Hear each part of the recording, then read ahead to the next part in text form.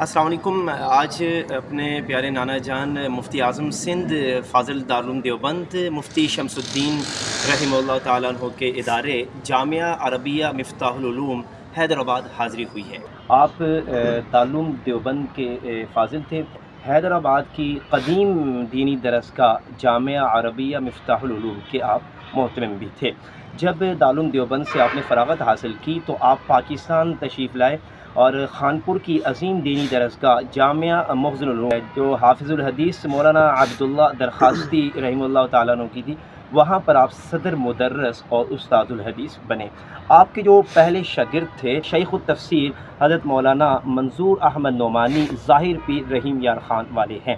انہوں نے آپ سے بیضاوی اور مختصر المعانی پڑھی، اور اس کے بعد آپ کے قابل فخر شاگرد شامل ہیں فخر جمعیت حضرت مولانا عبدالغفور حیدری، جرنیل جمعیت حضرت مولانا حافظ حسین احمد مرحوم، ڈاکٹر خالد محمود سمرو شہید رحم اللہ، حضرت مولانا عبدالباقی رحم اللہ۔ مفتی شمس الدین مرحوم کے اساتذہ میں شیخ الاسلام مولانا حسین احمد مدنی اور اسی طرح مولانا اعزاز علی دیوبندی ہے۔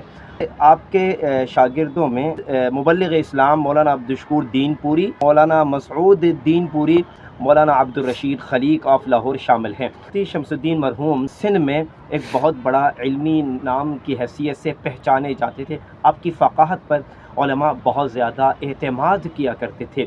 مولانا منظور احمد نعمانی کے قابل فخر شاگردوں میں شامل ہیں۔ استاذ گرامی کی مرقت پر جو شعر لکھوائے تھے وہ یہ تھے کہ جو لباس فقر میں تھا علم دی کا بادشاہ، چھوڑ کر تنہا ہمیں سوئے جنا جاتا رہا۔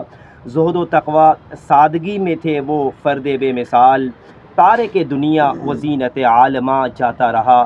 یعقوب انی شیخ مدنی سے رہے وہ مستفیض، جانشین ان کا ہمارا مہرباں جاتا رہا۔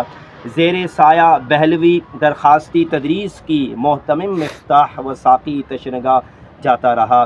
خلق سے منہ موڑ کے خالق سے رشتہ جوڑ کے، دیکھ کے رونق گلستہ شادماں جاتا رہا۔